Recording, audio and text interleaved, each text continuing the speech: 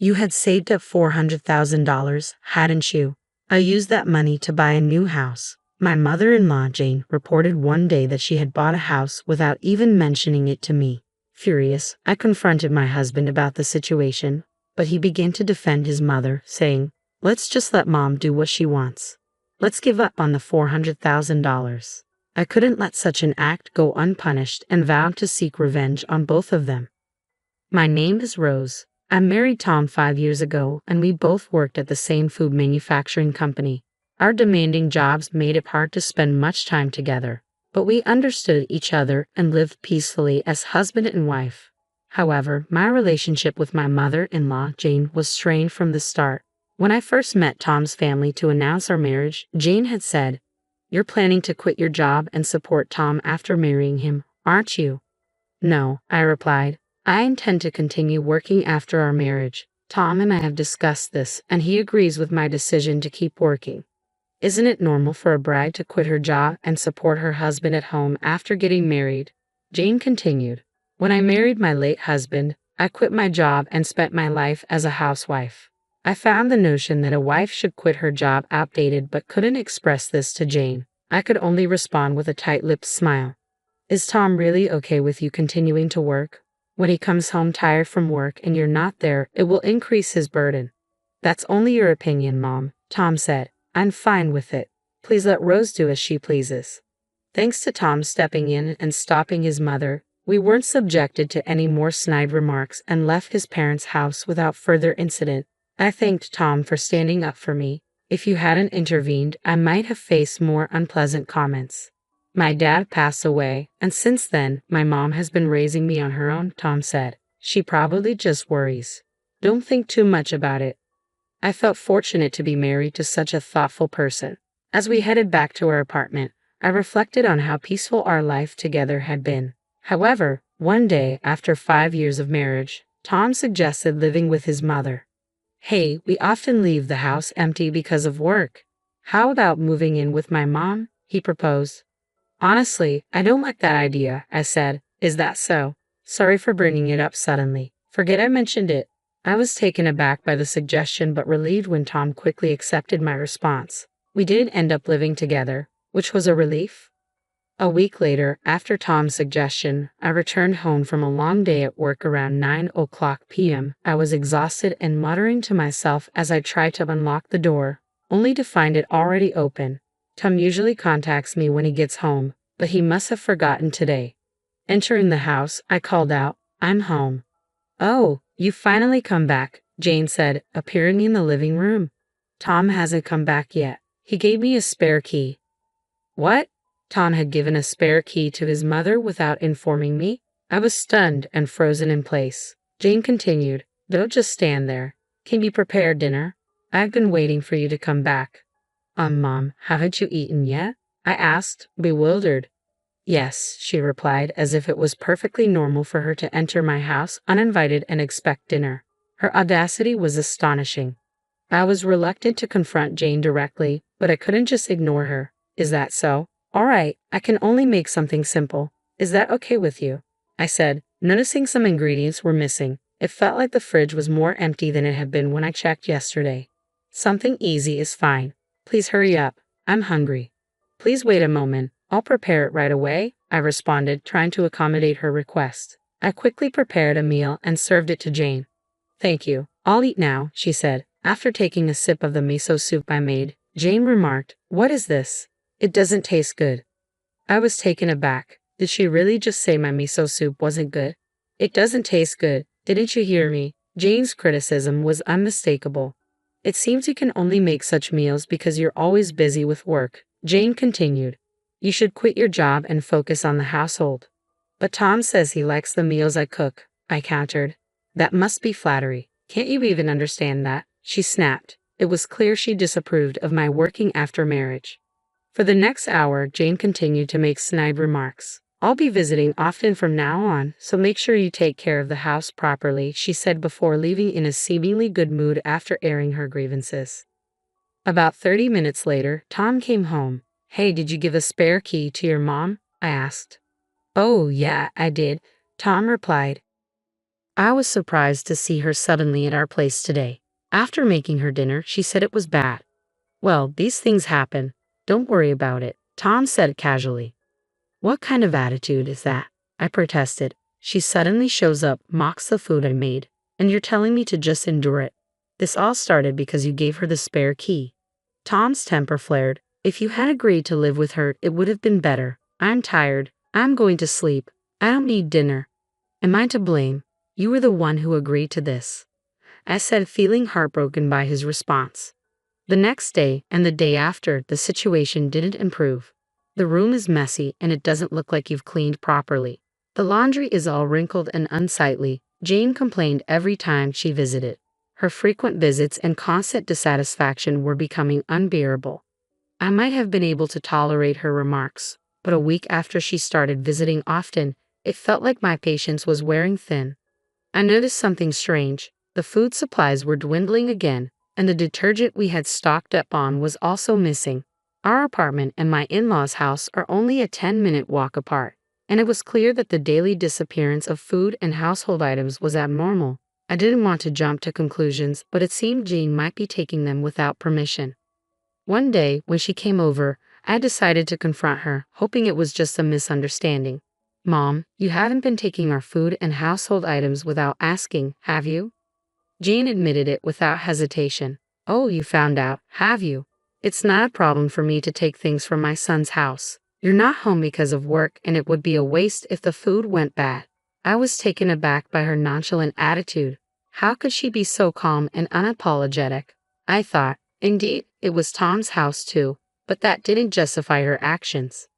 Speaking of which, Jane continued, I should mention that you saved up $400,000, didn't you? I used that money to buy a new house. What are you talking about? I asked, confused. There's no need to pretend you don't know. You had it saved in a bank book, right? I was surprised by how much was in it when I opened it. I could hardly believe what I was hearing. She used $400,000 of my savings to buy a house without anyone's permission. But you shouldn't have been able to withdraw the money with just the bank book. How did you get the PIN? Oh, you had the PIN written on a note inside the bank book, didn't you? Jane said with a smirk. I found it quite easily. I guess I should thank you for making it so accessible. I had let my guard down, thinking no one would look into my bank book. Indeed, I had put a note inside to remember the PIN. I was looking for a better living environment, and this worked out perfectly, Jane said, laughing as she left my house. Her actions were unforgivable. Using someone else's money without permission was beyond reprehensible. I told Tom about how his mother used my money to buy a house, but his response was infuriating. He acted as if it were none of his concern and said, let Mom do what she wants. Just forget about the $400,000. His dismissive attitude was the last straw. My patience with both him and Jane had worn thin, and I couldn't tolerate any more of their behavior. I decided it was time for some revenge. The next day, I invited Jane over to our house under the pretense of discussing the situation. Before she arrived, I discreetly activated the voice recorder on my mobile phone to gather evidence. Yesterday, you mentioned using $400,000 from my bank book without permission to buy a new house. Is that true? I asked her. Yes, it's true, Jane confirmed. I've already paid the down payment and construction has started. With the bank book, it's as good as bought. But just having the bank book doesn't mean anything, I pressed. How did you plan to withdraw the money? Jane smiled sweetly and said, I have the seal, don't I? So you took the seal without permission as well? I asked. Mom, that would be considered theft. Say whatever you want, Jane retorted. I never imagined someone who barely does any housework had saved up so much. At least it's somewhat useful. Fine, you can have the bank book, I said, trying to keep my composure. Thank you for coming today. I wanted to confront Jane in anger and reclaim the bank book and seal, but I restrained myself. I had secure evidence of Jane's theft and let her leave. Enjoy it while it lasts, Jane, I thought. The following day, I called Jane again to retrieve what was stolen. Mom, I don't mind giving you the bank book, but it seems personal identification is needed to withdraw the money. I'll go to the bank to withdraw it, so could you please bring the bank book and seal? All right, Jane agreed. I'll bring them over.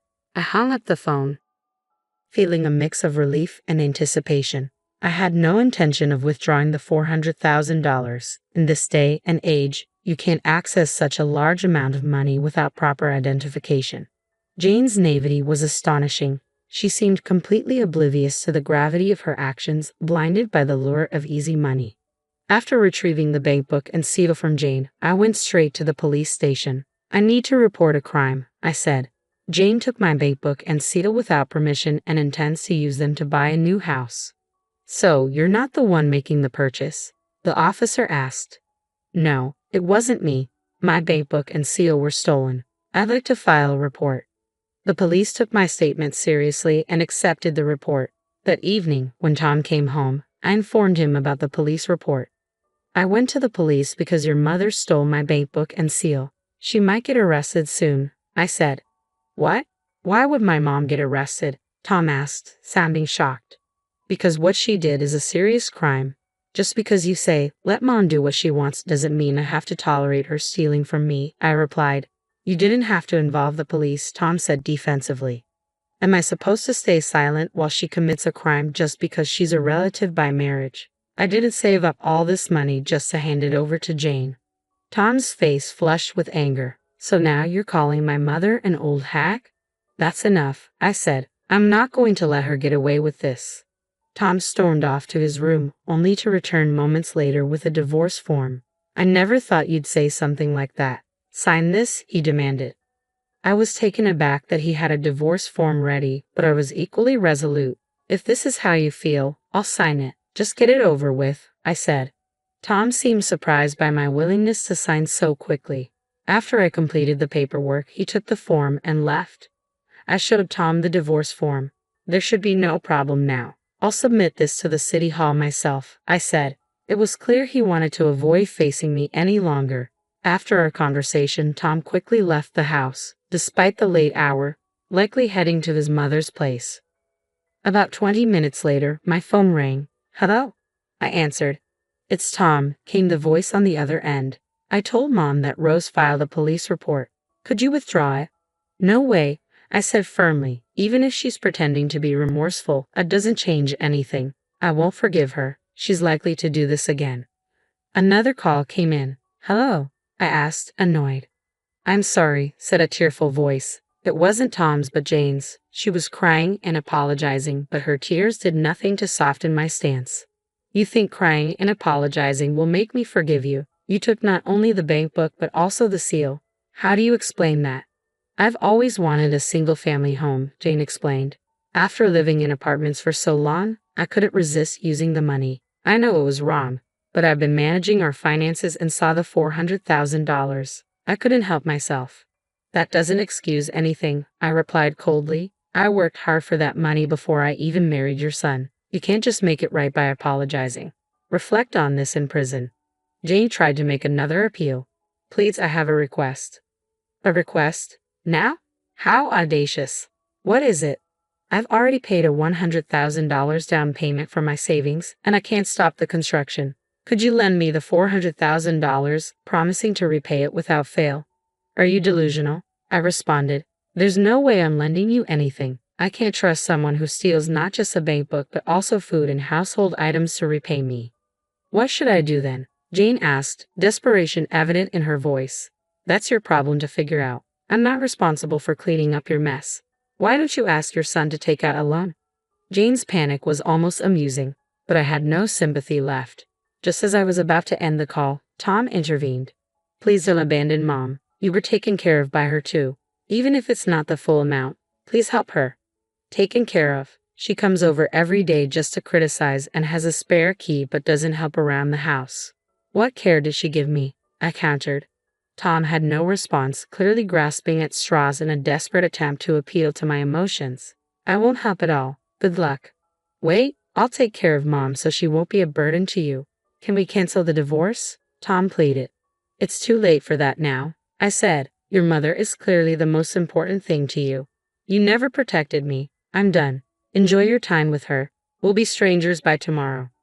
I hung up, turning off my phone to avoid more calls. Tom didn't return that night. They were probably comforting each other, and I was left to deal with the aftermath. I took a day off work to submit the divorce papers to City Hall. With that, Tom and I became strangers. Whatever happened to his mother was no longer my concern. During the 3 days leading up to my move, Tom and I barely spoke. I didn't initiate any conversation either. I planned to stay at my parents' house, an hour's commute from work, which was manageable. As I left the house that Tom and I had shared, he said, "I'm sorry for everything." I ignored him and walked out. It was a surprising end to a marriage that had once been filled with love. Yet strangely, I felt no sadness, only relief at being free from such a terrible mother and son. I couldn't forgive the hurtful words and actions. This outcome was a direct result of Tom's neglect and his constant prioritization of his mother over me. If he had taken a firm stand against her when she used my bank book to buy a house, perhaps I might have reconsidered. Jane and Tom had underestimated me. I wasn't going to end this passively. They would now face the burden of loan repayments, which was precisely what Jane wanted. They were both accountable for their actions. I reflected on this as I drove to my parents' house. A week later, the police contacted me to inform me that Jane had been arrested on suspicion of theft. It turned out that not living with her had been a decisive factor in her arrest. Had I lived with my mother-in-law, the case might have been considered theft among relatives, making an arrest difficult. I was relieved and thanked the police before ending the call. Jane would now have the chance to truly reflect on her crimes in prison. Just then, Tom called. "Hello. My mom got arrested." "I know. The police just informed me," I said. "With her gone, there's no way I can pay off the loan by myself. So what do you want from me?" "Are you asking for my help?" he replied. "No. Don't call me anymore," I said and hung up. To ensure he couldn't contact me again, I blocked his number and messages. A month later, a coworker told me something surprising. "Hey, did you hear? Tom quit the company." Tom and I worked at the same company, though we were in different departments, so we didn't interact much. With news of his mother's arrest spreading within the company, it seemed Tom found it too difficult to stay. I had no involvement in spreading the gossip and had no idea what happened to him afterward, but he was likely struggling with the loan repayments. 3 years later, I remarried someone I met completely outside of work, someone who truly values me. My new in-laws have welcomed me warmly, and I cherish them in return. I finally feel I've found true happiness and hope never to experience anything like before again.